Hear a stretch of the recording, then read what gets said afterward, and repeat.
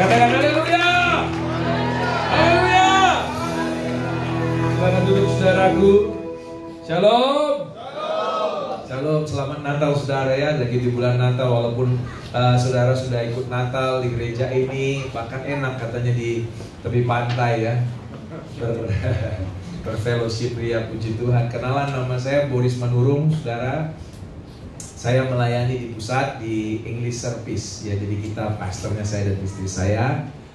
Saya punya satu istri, 5 orang anak saudara. Berapa? 5.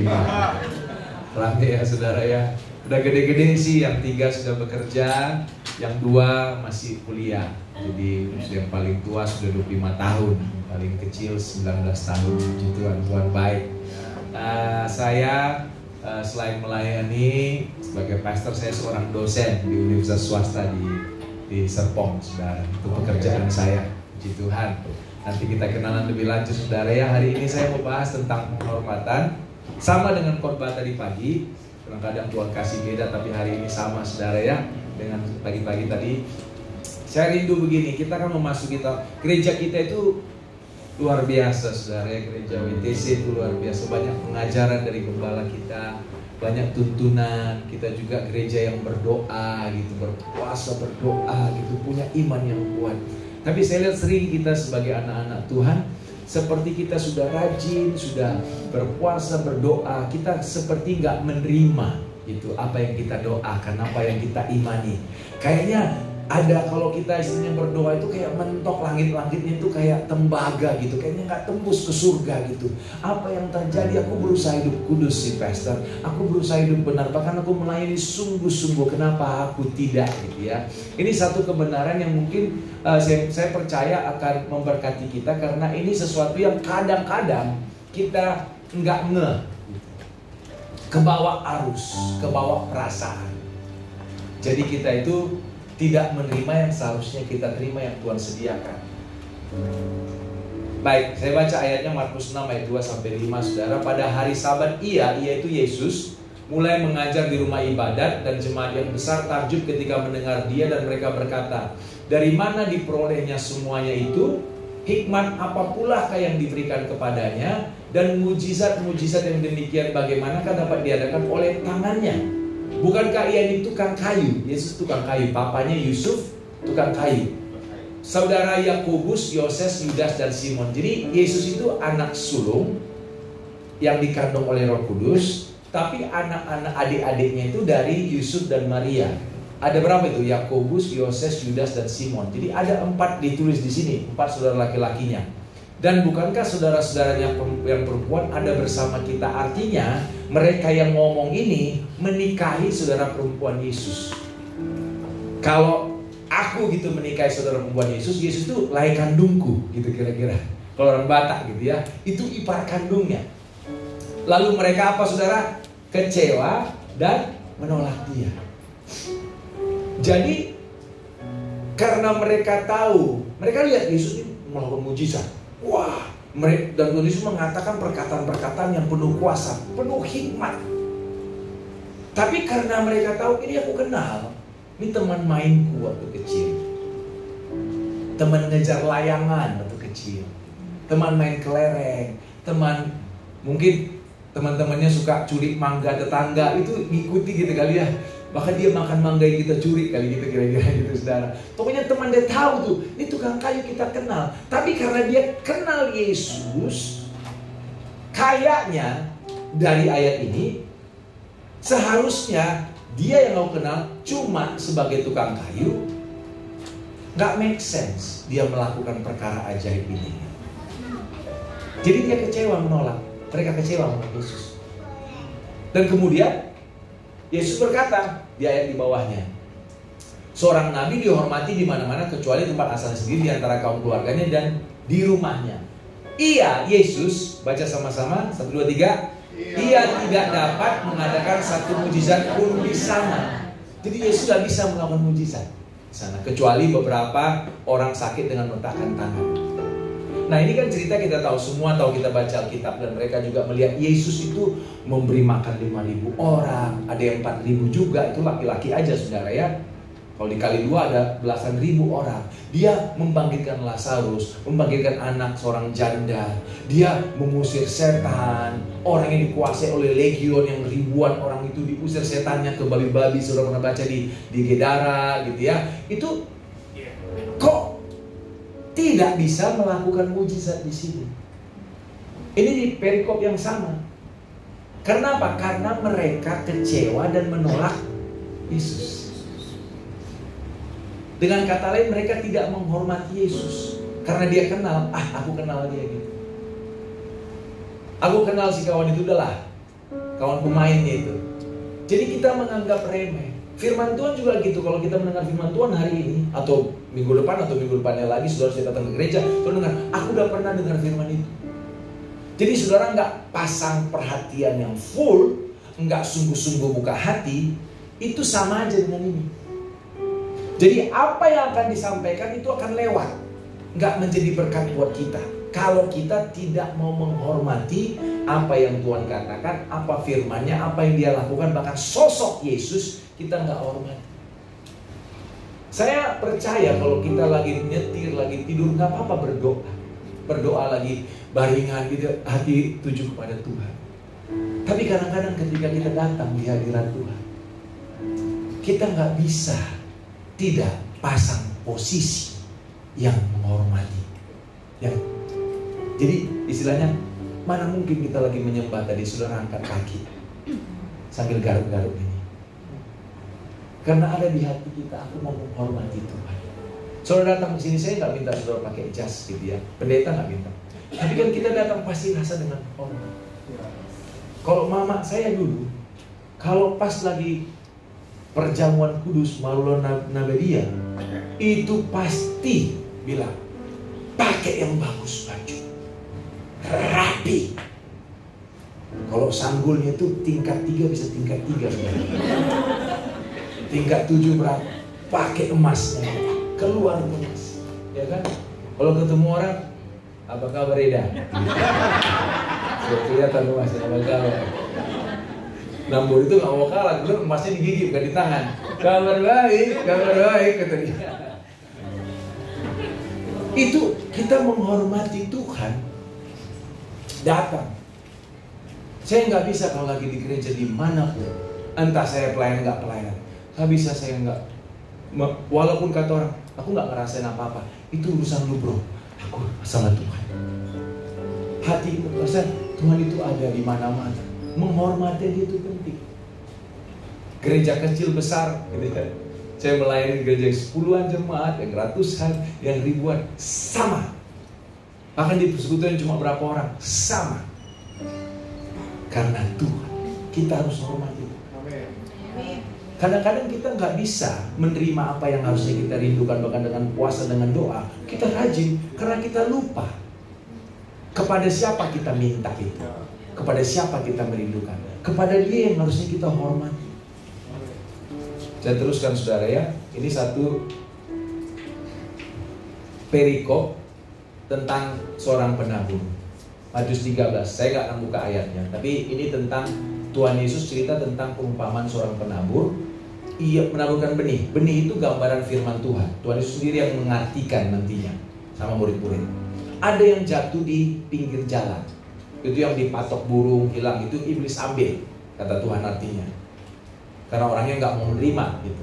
Ada yang jatuh di tanah bebatuan, tumbuh tapi langsung layu karena nggak berakar. Itu kita-kita yang datang sama Tuhan, ya asal-asalan, nggak mau berakar, nggak mau tertanam di kerset, nggak mau tertanam di gereja, atau tertabur di semak duri, terhimpit oleh semak duri. Kekhawatiran dunia, kata Tuhan Yesus. Takut akan ini, khawatir, takut, jadi nggak bisa bertumbuh juga. Tapi ada yang jatuh di tanah yang subur, yang berbuah berapa saudara? 30 kali lipat, 60 kali lipat, 100 kali lipat. Kata perikop ini. Jadi kalau saya pikir-pikir, itu kan benih kan firman Tuhan, jago, bagus, keren dari surga. Tapi kok nggak bisa tumbuh? Karena tergantung kepada lahannya, tergantung tanahnya. Itulah maksud Tuhan Yesus, tergantung kitanya, hatinya saudara dan saya. Mau bagaimana kita menerima? Jadi konteksnya begini, bahwa benih sama pentingnya dengan lahan, atau lahan, hati kita sama pentingnya dengan benih. Bagaimana kita memandang firman Tuhan, bagaimana kita melihat Tuhan, dan bagaimana kita menghormati apapun yang Tuhan tempatkan dalam kehidupan kita, itu menentukan kita subur apa enggak. Ngerti ya saudara ya? Sama seperti dikasih 5 talenta, 2 talenta, 1 talenta. Yang 5 itu sungguh-sungguh dia kerjakan, yang 1 dia tanam, dia enggak mau, dia sembunyikan. Cara kita menerima talenta Tuhan, kita mau apain? Kita bisa nyanyi, sebenarnya kita bisa nyanyi di situ, ini luar biasa ya. Tepuk tangan buat Well dan singernya, semangat. Dan musik juga gitu ya. Kita bisa melakukan sesuatu. Tuhan udah bilang, ayo kau ikut audisi. Kau kan jago nyanyi. Dari kecil aja waktu nangis kau, lagi nangis kecil bisa overtone kau. Ayo ikut kau gitu.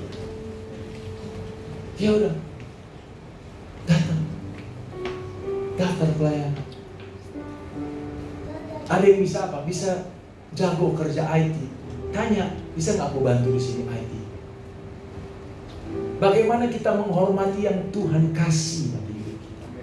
Itu menentukan memang perlipat ganda. Kalau Pastor Rio bilang gini, bahwa manajemen surga itu adalah masalah kepercayaan. Hambaku yang setia, engkau setia dalam perkara kecil, aku kasih tanggung jawab perkara yang besar. Enggak ditanya karena engkau qualified, karena engkau udah ikut training, karena engkau CEO di company-mu, karena engkau jago, makanya enggak. Karena engkau setia dalam perkara kecil, aku kasih. Jadi matematik surga begitu. Saudara setia aja apa yang dikasih. Saudara punya 1, lakukan yang terbaik. Nanti Tuhan gandakan jadi 2. Setia lagi Tuhan gandakan. Jangan mikir sekarang, kapan Tuhan aku diberkati berlimpah-limpah. Itu akan terjadi, tapi dia konteksnya dia latih saudara dan saya setia dulu dalam perkara kecil. Itu dengan cara menghormati yang dia beri. Kalau saudara dikasih anak, orang tua dikasih anak, bagaimana kita memperlakukan anak ini, itu bagaimana Tuhan nanti mempercayakan engkau juga hal-hal lain. Gimana Tuhan mempercayakan company yang besar atau pengembalaan yang besar? Anak sendiri aja kita nggak bisa gembalakan, anak sendiri aja nggak bisa kita atur. Itu kira-kira saudara ya. Konteksnya harus menyeluruh. Gitu. Menghormati Tuhan, menghormati apa yang Dia kasih, atau menghormati apa yang Tuhan utus dalam kehidupan kita. Ayat ini kita baca ya, saya baca ya. Barang siapa menyambut kamu, ia menyambut aku, kata Tuhan Yesus. Dan barang siapa menyambut aku, ia menyambut dia yang mengutus aku, yaitu Allah Bapa. Barang siapa menyambut seorang nabi sebagai nabi, ia akan menerima upah nabi. Dan barang siapa menyambut seorang benar sebagai orang benar, ia akan menerima upah orang benar. Dan barang siapa memberi air sejuk secangkir saja pun kepada salah seorang yang kecil ini, yaitu orang yang dianggap gitu ya, karena ia muridku, aku berkata kepadamu, sungguhnya tidak akan kehilangan upahnya dari upahnya.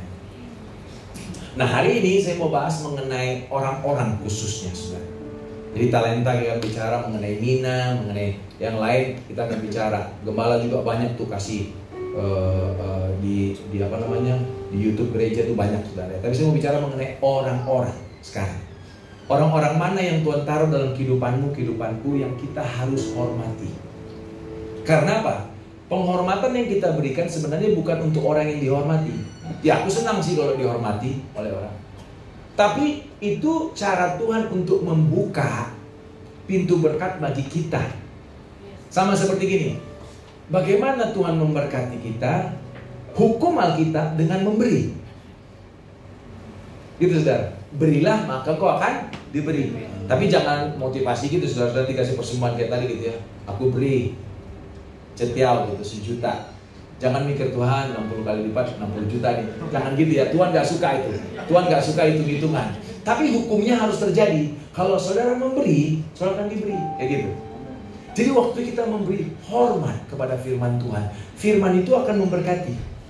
Kita menghormati gembala. Dari situ Tuhan akan kasih berkat.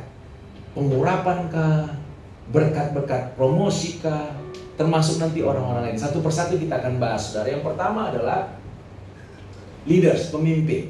Ini bisa bicara pemimpin di gereja, pemimpin di mana, di company, gitu ya. Bahkan pemimpin yang Tuhan taruh dimanapun, ya. Miriam serta Harun mengatai Musa. Miriam itu itonya Harun dan Musa, gitu. Harun itu saudara laki-lakinya. Berkenaan dengan perempuan Kus yang diambilnya, sebab ia memang ia telah mengandung seorang perempuan Kus, perempuan Ethiopia. Kata mereka, sungguhkah Tuhan berfirman dengan perantara Musa saja? Bukankah dengan perantara kita juga ia berfirman? Dan kedengaranlah hal itu kepada Tuhan. Nah, ini menarik karena Musa itu bilang sama 12 suku Israel, kalian harus saling kawin mengawini. Bahkan saling mengawini juga aturannya ada. Jangan mengawini bangsa lain, apalagi bangsa yang akan kita duduki tanahnya, Kanaan. Tapi dia sendiri mengawini perempuan Ethiopia. Wah, ini boceng nih gitu ya. Nggak benar nih. Jadi Miriam bilang, emang Tuhan ngomong lewat dia aja. Dia mengatai, kita bilang mengatai, mengejek. Ayat yang saya kuningin, maka kedengaranlah itu oleh Tuhan. Tuhan kan mendengar semua, Tuhan mah tahu betul ya. Tapi kenapa mesti ditulis? Ini mengatakan gini, Tuhan itu nggak nyaman, nggak senang kalau kita mengatai pemimpin kita. Bener sih, misalnya pemimpinmu enggak seperti yang kau ingini. Kau telepon, Pak Pendeta tolong dong, tolong anak saya lagi mau ujian besok, datang doain. Nggak datang-datang. Mungkin saudara katanya janji datang nggak datang. Betul sih dia salah. Tapi kan mungkin ada acara lain, ada halangan lain, mungkin dia lupa atau. Tapi kan nggak perlu kita mengata-ngatai. Kenapa? Mengatai pemimpin itu Tuhan nggak suka. Itu bicara penghormatan. Meskipun make sense, dia bukan pemimpin yang ideal. Dan Tuhan ngomong begini. Lalu berfirmanlah ia, dengarlah firmanku ini. Jika di antara kamu ada seorang nabi, maka aku Tuhan menyatakan diriku kepadanya dalam penglihatan. Aku berbicara dengan dia dalam mimpi. Bukan demikian hambaku Musa, seorang yang setia dalam segala rumahku. Perhatikan, berhadap-hadapan aku berbicara dengan dia, kayak muka demi muka. Terus terang, bukan dengan teka-teki. Dan ia memandang rupa Tuhan. Mengapakah kamu tidak takut mengatai hambaku Musa? Sebab itu bangkitlah murka Tuhan terhadap mereka. Lalu pergilah ia, dan ketika awan telah naik dari atas kemah, maka tampaklah Miriam kena kusta, putih seperti salju. Ketika Harun berpaling kepada Miriam, maka dilihatnya bahwa dia kena kusta. Tuhan gak suka, saudara. Apapun alasannya, gak suka sama dia. Jangan gitu, kan benar pemimpin gue gitu. Di kantor juga tuh benar, gak beres dia. Tapi kita mengatai itu gak baik. Gosip itu tahun 2025 harus stop, saudara. Stop. Kenapa kusta? Saya lihat-lihat, kusta itu penyakit yang menyerang sistem saraf pusat. Jadi lama-lama bertahap kita menjadi mati rasa anggota tubuhnya. Makanya orang kusta itu kadang-kadang copot jarinya nggak tahu karena udah luka, busuk, nggak rasa dia. Nah ini bukan penyakit menular, tapi nggak begitu menular. Jadi harus kontak dengan orangnya lama. Kalau nggak kayak COVID gitu atau flu bahkan, itu hanya menular bisa lewat di sini, kita berpapasan bisa kena. Tapi untuk ini harus deket-deketan, satu rumah kah atau satu kamar, itu akan nular gitu. Untuk saya renungkan ini, saudara, kenapa Tuhan kasih kusta? Gosip, suka mengata-ngatai orang, nggak hormat sama orang lain itu menular. Kalau kita sering-sering dekat sama orang itu, jadi jangan dekat-dekat gitu. Jangan menggosip. Kalau di kampung saya gitu kan, kalau di sini kan bilang jeng sini jeng, kalau di sana jeng sini jeng gitu. Kampung saya. Jangan bilang-bilang sama siapa-siapa ya. Ini untuk kita doakan saja. Untuk kita doakan gitu. Tahu nggak? Bapak itu kayak gini rupanya dia. Oh gitu ya. Tapi jangan bilang siapa-siapa ya. Tahu aja yang tahu ini. Untuk kita doakan. Ya enak. Ketemu dia sama orang lain di pasar. Enak. Jangan cerita sama siapa-siapa ya. Gitu lagi. Ceritalah kemana-mana. Dan belum tentu itu juga benar. Kalau benar pun ngapain mesti kita ceritakan aib orang. Betul nggak, saudara? Tuhan tidak suka. Apalagi itu pemimpin, saudara. Nggak boleh. Kusta. Tadi pagi saya bilang begini, kadang-kadang kita menyembah Tuhan, sebelah kita udah nangis gitu. Sebelah lagi udah nangis, udah pakai tisu gitu, merasakan dari Tuhan. Saudara, dari awal sampai akhir kok aku nggak merasakan apa-apa ya. Kenapa? Aku kan udah puasa, aku udah datang sungguh-sungguh, kenapa nggak merasakan apa-apa? Jangan-jangan nih, jangan-jangan saudara sudah mulai mati rasa. Dimulai dari mana? Mungkin kau ingat, mungkin aku nggak menghormati suamiku. Kemana-mana aku omelin terus suamiku ini sama anak. Karena itu, ini nggak di sini ya, mungkin di kutub utara, kutub selatan, dan di antara kutub utara selatan gitu ya. Bapaknya pergi, sama anaknya dijelekkan bapaknya. Bapakmu itu emang ada otaknya itu. Ngapain cerita sama anak gitu? Jangan ya saudara, jangan. Apalagi sama orang yang kita kasih. Jangan dong gitu. Tahun 2025 nggak ada lagi gosip. Yang setuju katakan amin. Jangan mengatai orang, jangan mengatai pimpinan. Berikutnya, yang berikut adalah gembala. Nah, khusus nih pemimpin rohani. Dikatakan begini, penatua-penatua yang baik pimpinannya patut dihormati berapa? 2 kali lipat. Kenapa 2 kali lipat? Gitu ya, karena mereka jeripaya berkorban mengajar. Kenapa 2 kali lipat? Saya ini pengajar, saya ini gembala. Saya nggak gila hormat. Saya selalu menyatakan apa yang benar. Saya mengasihi jemaat. Kalau sakit saya kunjungin. Kalau ada pemberkatan rumah saya datang. Kalau ada kegiatan mereka ulang tahun, kadang-kadang saya surprise datang pagi-pagi gitu ya. Saya mengasihi. Tapi saya nggak gila hormat. Kalau saya harus tegur, ada yang saya harus tegur. Sampai dia, nggak datang lagi gereja. Ya nggak apa-apa. Ada yang minta begini-begini, saya tolak, saya no, baik-baik. Tapi tetap datang ke gereja. Karena dia tahu, saya mengasihi. Tapi saya nggak gila hormat, saudara. Tapi kalau saudara dan saya menghormati orang yang menggembalakan kita, 2 kali lipat. Kenapa? Itu kayak membuka pintu berkat lebar-lebar buat saudara dan saya yang menghormati. Bukan untuk dia yang kita hormati. Cara Tuhan memberkati kita ketika kita memberi, dia beri kita. Waktu kita menghormati, cara Tuhan memberkati kita juga. Gak ada alasan. Nanti juga kita akan bicara orang tua. Itu artinya 2 kali lipat. Jadi sikap hormat sesungguhnya akan memberkati kehidupan kita. Ya saudara ya, bukan kami, Pak Yuda, Bapak Sabar sebelumnya, kita orang-orang gila hormat bukan. Tapi Alkitab bilang begitu. Kuncinya untuk siapa yang menghormati. Sama seperti gini, apakah Tuhan butuh pujian penyembahan kita? Tuhan perintahkan memang. Tapi dia Allah sempurna. Dia nggak butuh. Bahkan dia bilang itu batu-batuan bisa berteriak memuji Tuhan. Tapi itu supaya Tuhan tahu kita mengerti posisi kita di mana. Kita butuh Tuhan, dia pencipta kita. Kita perlu Tuhan, dia penolong kita. Kita butuh Tuhan, dia juru selamat kita. Jadi otomatis harusnya karena kita dikasih, kita diampuni, kita diselamatkan, kita tuh gak bisa menahan kalau tidak untuk memuji, menyembah, bersyukur kepada Tuhan. Betul ya saudara? Itu sesuatu yang memang jalannya. Dan ketika kita menyembah dia, bersyukur dia, kita mengerti bahwa dia Allah. Makanya di Mazmur dikatakan Allah bertata di atas puji-pujian Israel. Karena dia ngerti, ini anakku ngerti, dia hadir. Dan berkat lebih banyak lagi akan diberikan, kira-kira gitu saudara. Jadi kita harus mengerti kenapa kita menyembah, kenapa kita menghormati, kenapa kita memberi. Tuhan tuh gak butuh uang saudara. Walaupun uang saudara dipakai untuk pengembangan, dia bisa pakai dari mana. Tapi dia mau memberkati kita lewat apa? Lewat ketaatan kita memberi. Ujungnya kita yang diberkati gitu. Pendeta juga. Kami, ya saya gak digaji karena saya bukan full timer gitu. Tapi kalaupun digaji, bukan dari saudara itu berkat saya, dari Tuhan. Walaupun dipakai mungkin dari lewat manajemen gereja gitu saudara. Tapi itu sebenarnya kalau kita memberi, kita itu yang diberkati, termasuk menghormati. Berikut posisi di surga. Ini ternyata di surga itu ada posisi. Kayak ada mahkota-mahkota saudara ya.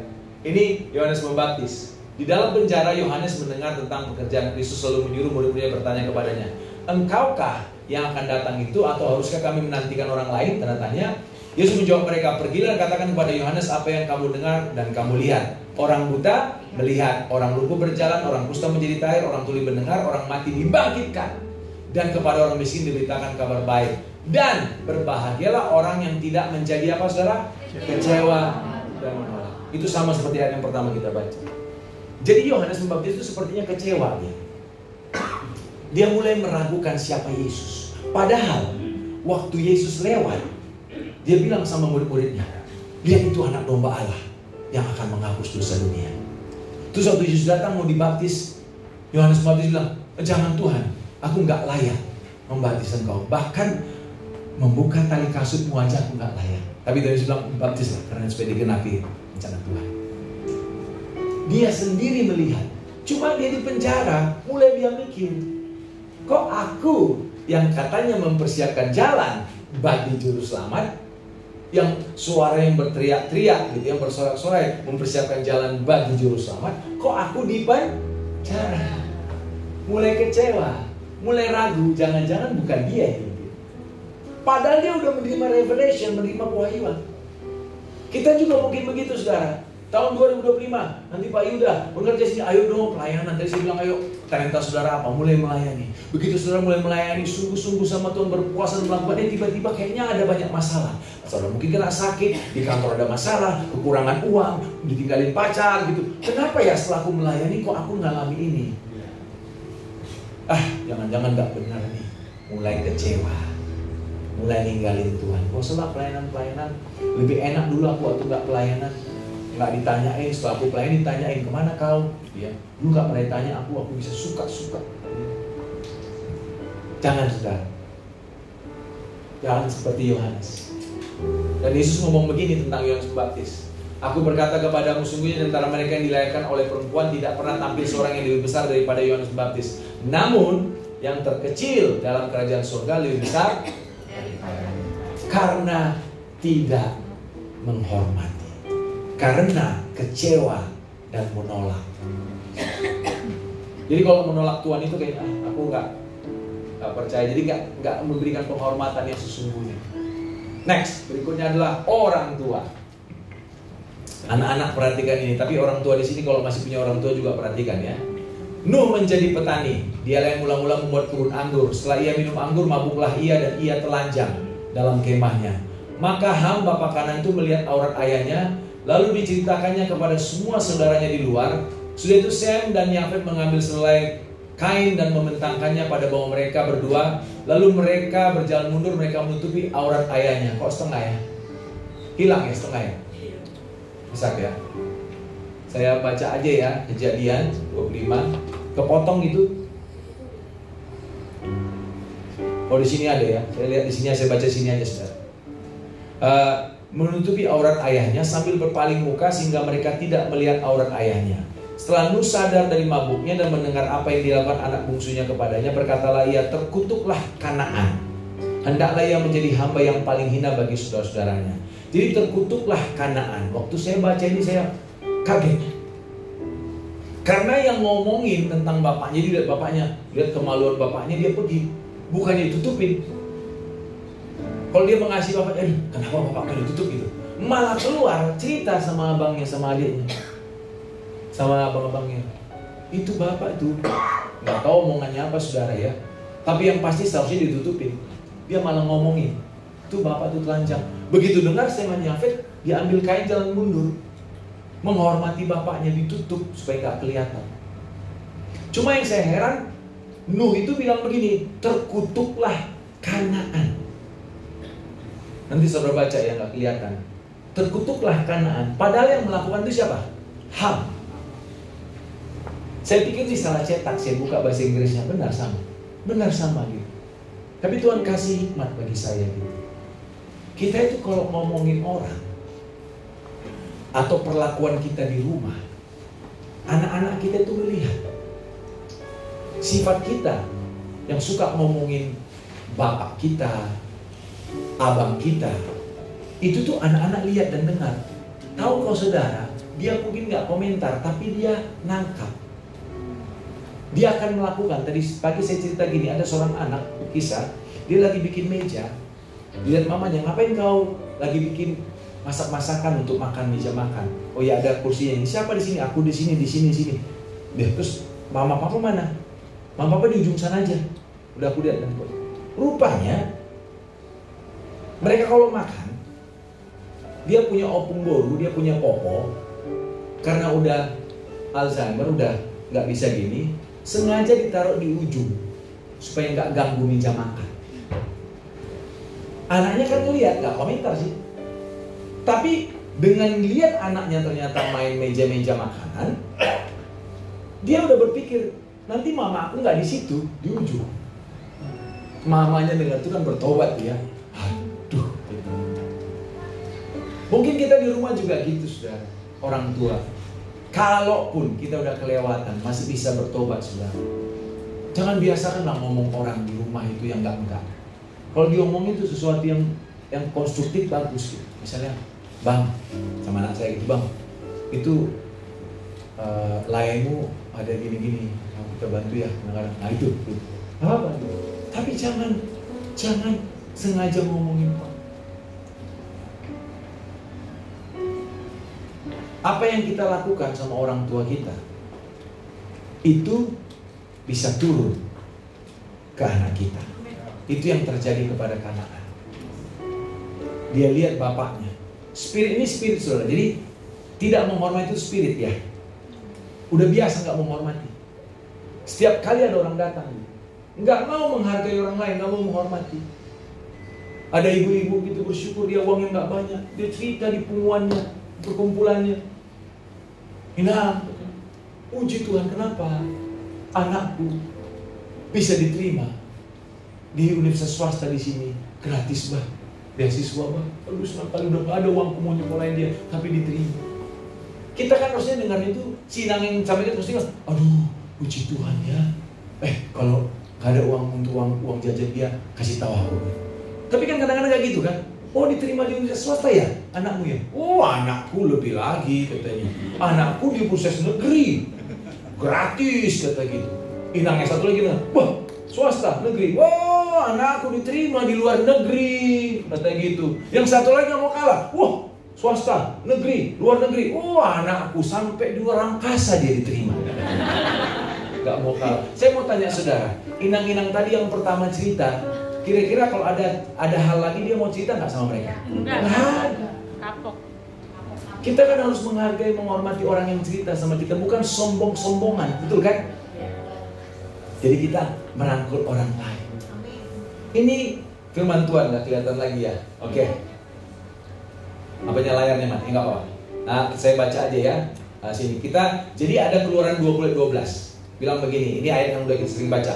Hormatilah ayahmu dan ibumu supaya lanjut umurmu di tanah yang diberikan Tuhan Allahmu kepadamu. Jadi sikap hormat atau tidak akan memberi pengaruh kepada anak dan keturunan.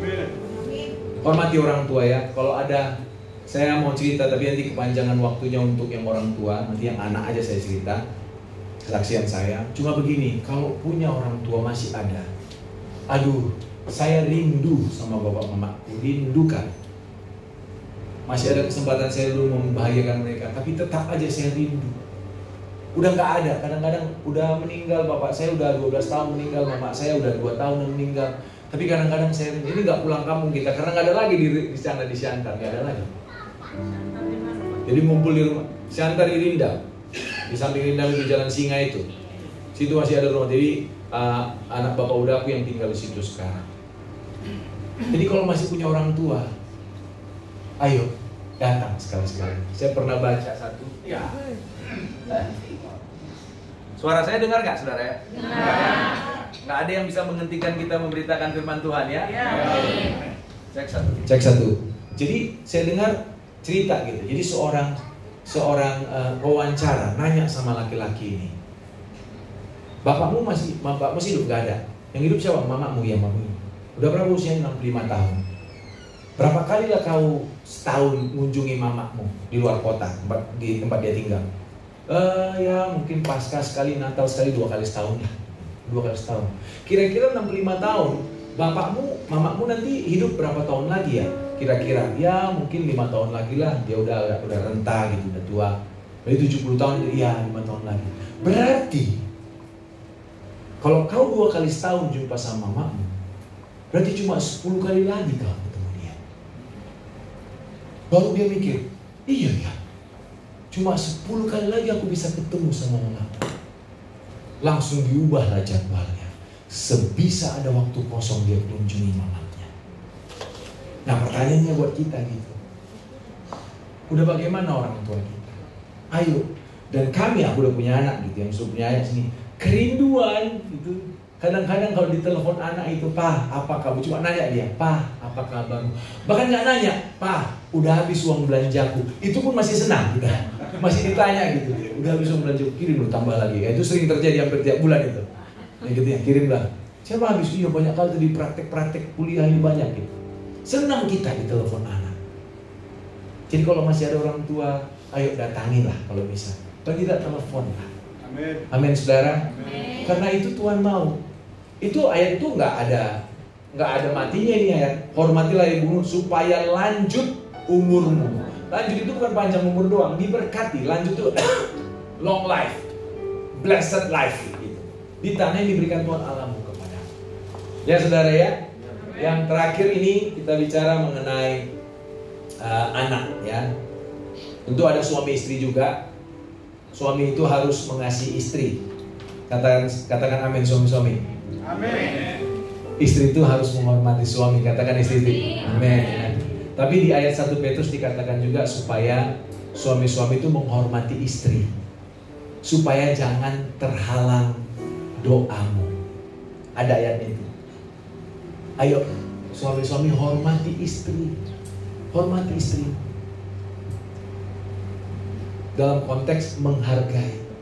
Tadi saya sebut di ibadah pertama, di Efesus 5 ayat 21, 22, ayat 22 dikatakan ini, "Hai istri-istri tunduklah kepada suami."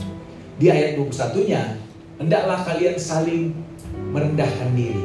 Jadi di ayat 22 itu dalam teks Greek Yunaninya nggak ada kata tunduk.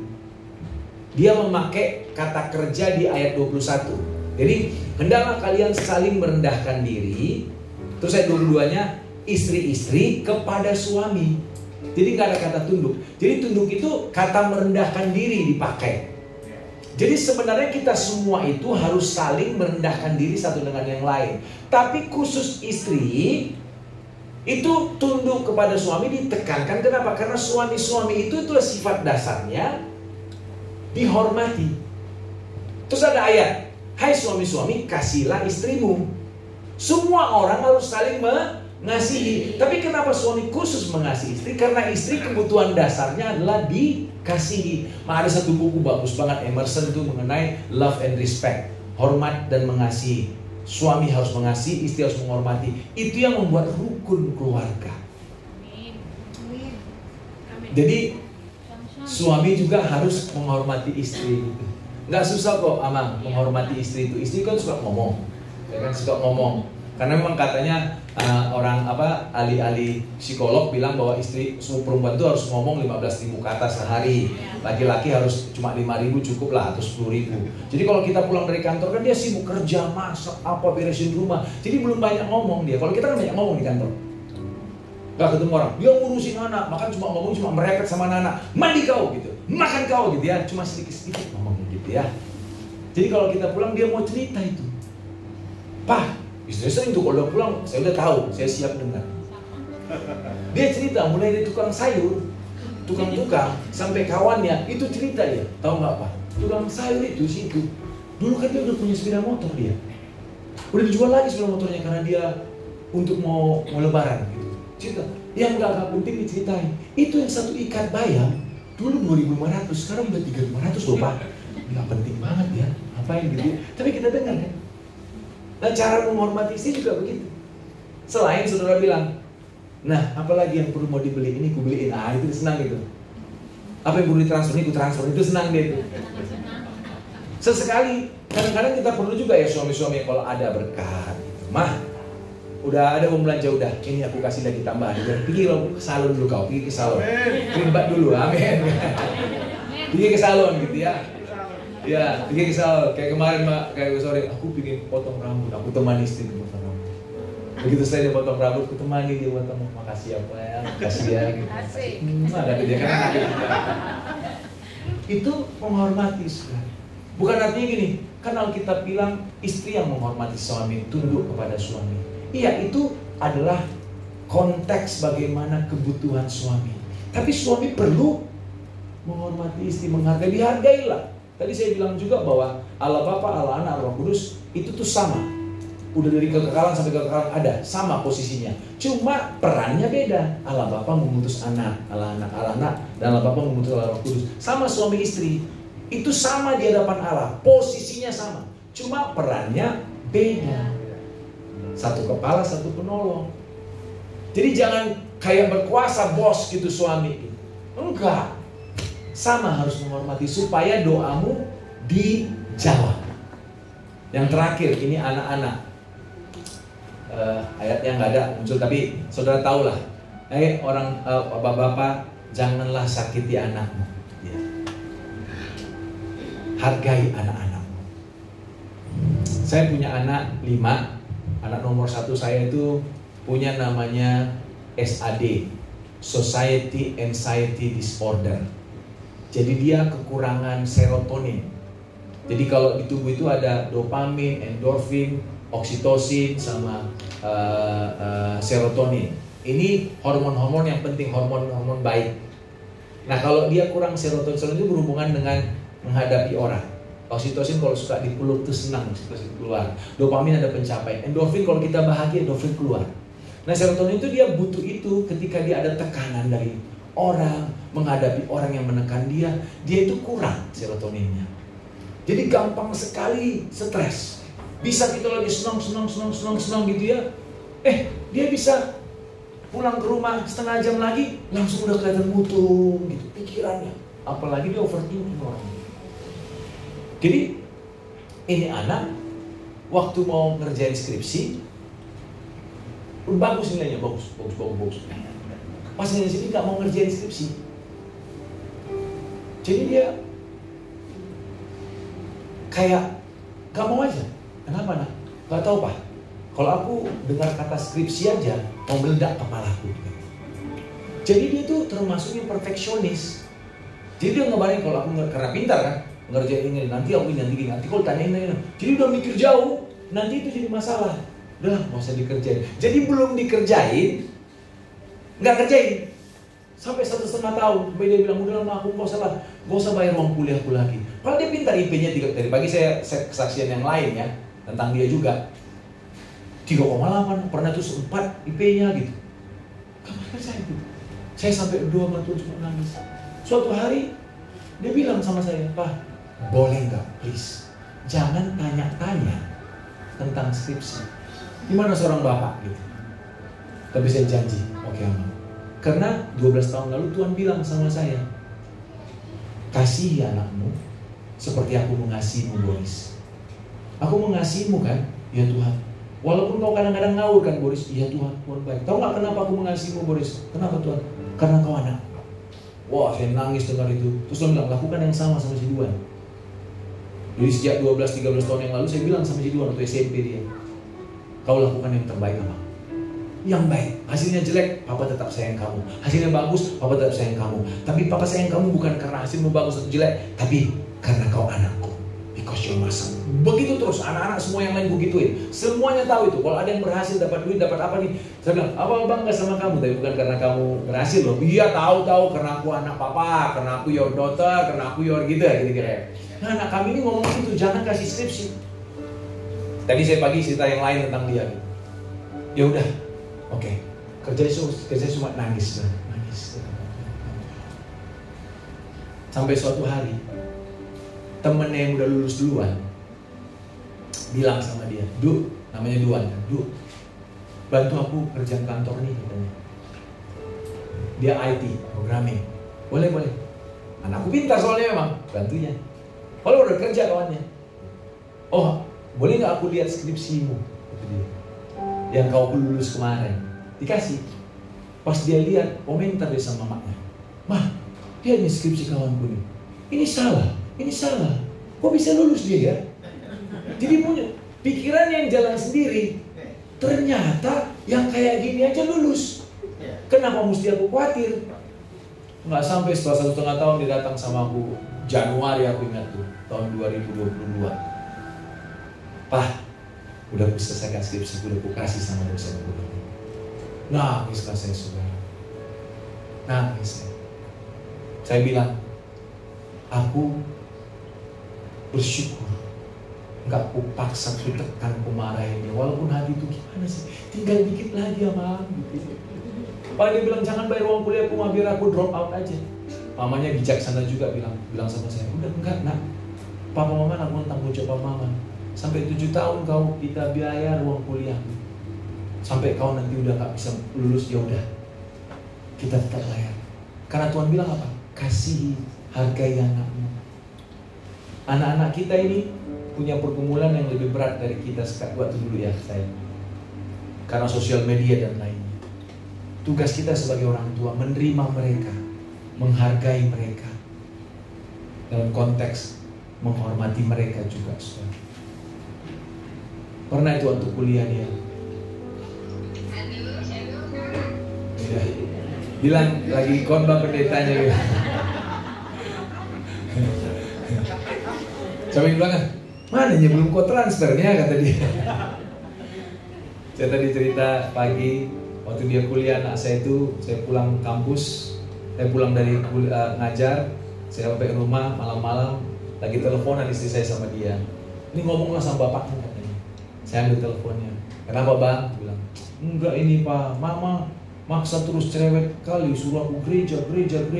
Aku bukan nggak mau gereja, aku bukan benci sama Kristen, bukan benci sama gerejanya papa atau gimana, bukan. Cuma aku tuh hatiku belum di situ katanya.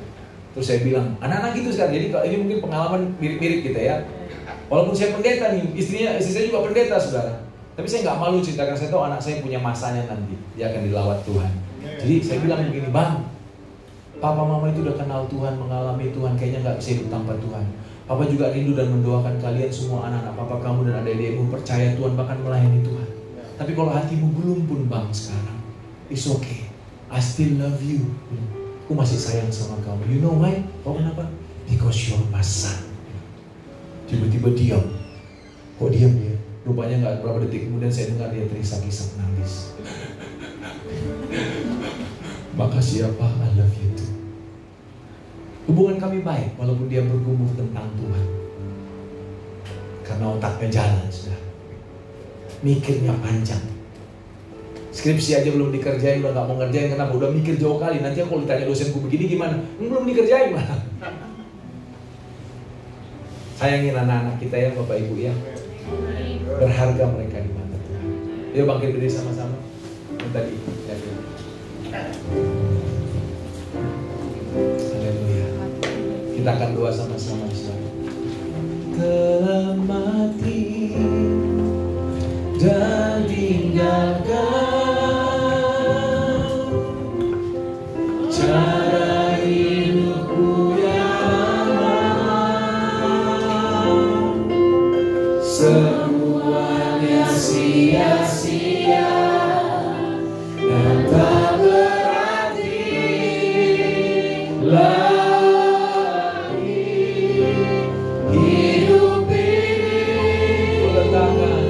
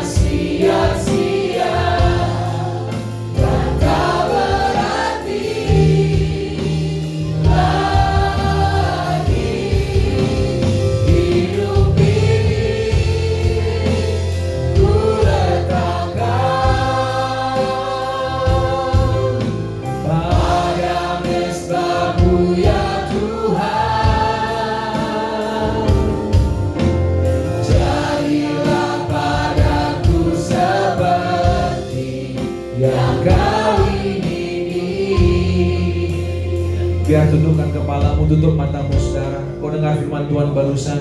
Dan ketika saudara mendengar firman Tuhan, mungkin ada saudara yang mendengar suara Tuhan dalam hatimu. Sepertinya engkau diingatkan Tuhan akan seseorang. Seseorang yang mungkin mengganjal di hati sudah lama. Dan hari ini kau dengar firman Tuhan. Tuhan mau supaya engkau melepaskan pengampunan kepada orang itu. Sebut namanya saudara dan berkata-kata, aku ampuni dia, aku lepaskan dia, aku mau memberkati dia. Salah satu cara kita menghormati orang adalah dengan mendoakan dia yang baik. Mungkin kau diingatkan akan pasanganmu, akan pasangan suami istri. Mungkin kau belum menjadi suami yang lebih baik atau istri yang lebih baik. Hari ini kau dengar firman Tuhan dan engkau mau bilang, Tuhan, aku mau didoakan supaya tahun 2025 aku diberi kekuatan urapan untuk menjadi suami yang lebih baik, yang care, mengasihi istriku, mengasihi anak-anakku, menjadi ibu yang care akan anak-anakku, peduli akan anak-anakku, dan sungguh menjadi ibu yang membangun dengan kata-kata, enggak lagi menghancurkan dengan kata-kata, memandang rendah dengan kata-kata, tapi membangun dengan penuh dengan kasih. Mungkin kau sebagai orang tua diingatkan Tuhan tadi, aku sudah membangkitkan amarah di anak-anakku, membangkitkan sakit hati. Kau saudara, seringkali anak kita sedang bergumul dengan hidupnya, bergumul dengan banyak hal, tapi tambah tekanan lagi dari orang tua, semakin bingung dia. Bahkan dia dihukum akan sesuatu yang dia tidak tahu menyelesaikannya, karena dia masih muda. Mulai hari ini mungkin Tuhan ngomong bagi saudara, kau buka tanganmu, kau peluk dia, kau mengasihi, menerima dia apa adanya. Mungkin dengan cara itulah dia bisa diberi kekuatan untuk bisa mengatasi pergumulannya sebagai anak muda. Dan kalau kau ingin didoakan saudara, panggil nama Tuhan. Mungkin engkau hari ini datang dan merasa, Tuhan, aku banyak yang gak ngerti, banyak hal-hal yang mengganjal di hatiku. Ampuni kalau aku sering mengutuki Tuhan, mengutuki firman, mengutuki orang-orang, menyalahkan orang lain, bahkan menyalahkan Tuhan. Dan apapun tadi yang saya sebutkan saudara, dan saudara ingin didoakan, setiap mata ditutup, setiap kepala dibuka, dan engkau ingin didoakan, taruh tangan kananmu di dada saudara. Tuhan, aku berdoa buat anak-anakmu yang hari ini menaruh tangannya di dada. Kami bergumul dengan banyak hal, bergumul dengan pasangan kami, bergumul dengan anak-anak kami, bergumul dengan pemimpin kami, dengan rekan-rekan kami, dengan orang tua kami. Tuhan, kami banyak salah, ampuni kami, ampuni kami. Hari ini jamang kami, kami buka hati kami, Allah meneroboslah, sembuhkan kami, ampuni kami. Mari keluarkan isi hatimu kepada Tuhan saudara. Katakan, ini aku Tuhan, jamahku, rapatkan. Allah menerobos jamah anak-anakmu Tuhan. Berikan damai sejahtera, sukacita Tuhan. Oh, rapatkan, ada pemulihan, ada pengampunan, ada kelepasan, ada keharmonisan dalam keluarga. Dan aku berkata, setelah akar pahit, akar dendam, sakit hati, aku cabut ke akar-akarnya dalam nama Yesus. Dalam nama Yesus.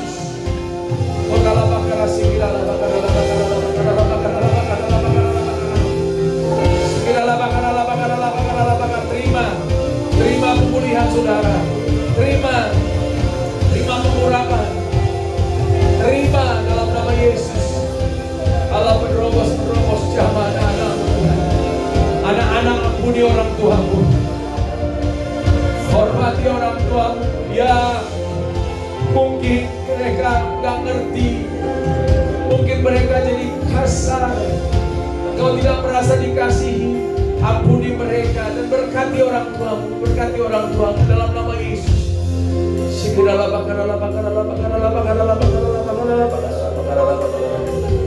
Ada terobosan hari di rumah Tuhan.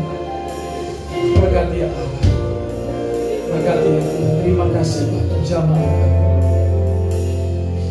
Orang lapang setiap mata ditutup, setiap kepala tundukkan. Adakah saudara di sini yang ingin didoakan secara khusus? Angkat tangan kananmu, saudara. Haleluya. Terlalu banyak untuk maju ke depan. Orang lapang, berkati Tuhan. Berkati anak-anak dalam nama Yesus. Shikalah Pak Yuda sama Ibu boleh bantu saya keliling aja di depan. Lalu kuasa dalam.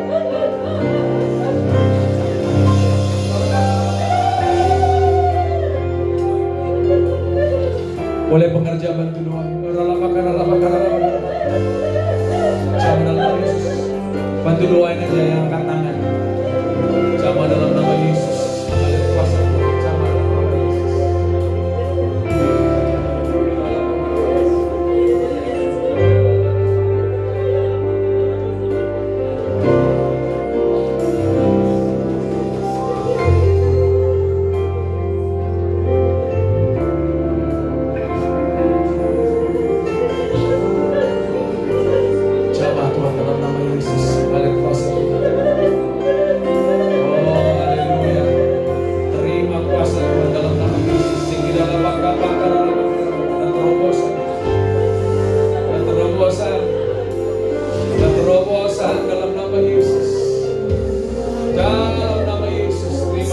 Sama dalam nama Yesus.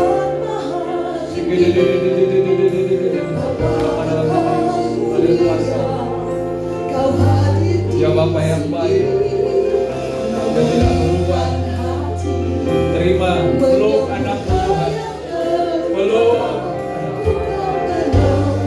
anak-anak yang Tuhan, yang mengasihi-Mu seperti Bapa yang baik. Dia bukan seperti Bapa di dunia ini, tapi Dia Bapa yang baik.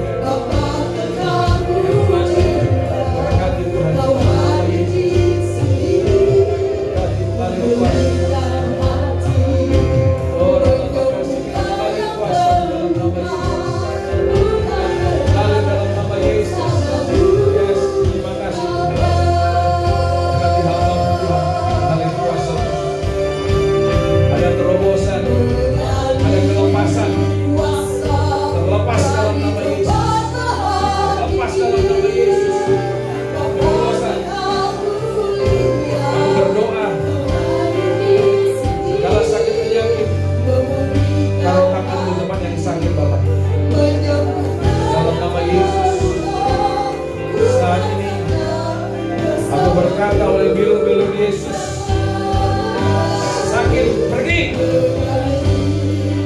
terima kesembuhan dalam nama Yesus. Oleh bilur-bilur Yesus, pemulihan terjadi.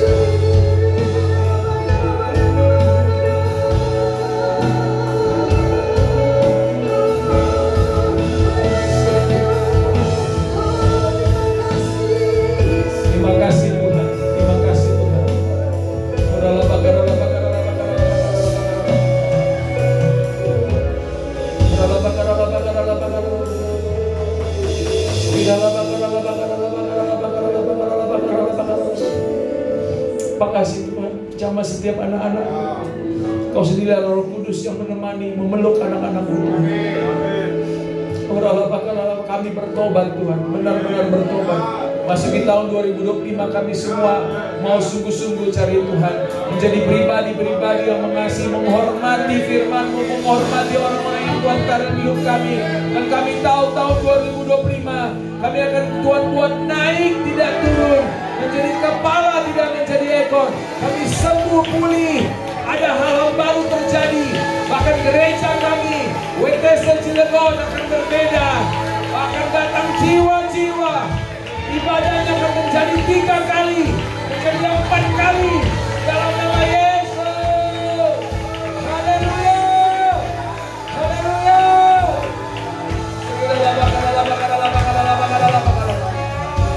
Terima kasih Tuhan, terima kasih Tuhan, terima kasih.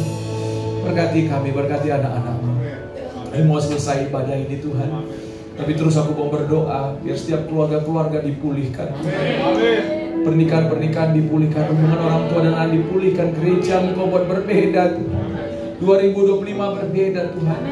Ada saling menghargai, saling menghormati dalam setiap keluarga Tuhan, dalam gereja ini. Saling mengampuni Tuhan, mengampuni. Roh pengampunan turun dalam nama Yesus. Terima kasih Bapa. Yang sakit Tuhan sembuhkan, yang lemah Tuhan kuatkan, yang susah Tuhan hiburkan. Bahkan yang ekonomi rumah tangganya lagi kurang baik, Tuhan berkati berlimpah-limpah. Terima kasih Bapa, kami selesai Tuhan, dan kami rindu menerima berkat daripada Tuhan. Mari siapkan hatimu saudara, buka tanganmu. Meninggalkan tahun ini memasuki tahun yang baru, ingat selalu bahwa Tuhan Yesus Kristus mengasihimu. Dia akan melindungi dan menjaga engkau. Dia akan menyertai kau dengan wajahnya dan memberi kau kasih karunia. Tuhan Yesus Kristus akan menghadapkan wajahnya kepadamu dan memberi engkau damai sejahtera. Kiranya kasih karunia dan akan berlimpah dari Bapa kekasih di surga. Hanya dalam nama Tuhan Yesus Kristus, Tuhan dan Juru Selamat kita, persekutuan yang intim dengan Allah Roh Kudus, itulah menyertai saudara sekalian, bahkan semua orang-orang yang kau kasihi, kini sampai Yesus menjemput kita dengan awan Maranatha, bahkan kekal sampai selama-lamanya. Di dalam nama Tuhan Yesus Kristus yang diberkati, sama-sama katakan amin. Tuhan Yesus memberkati.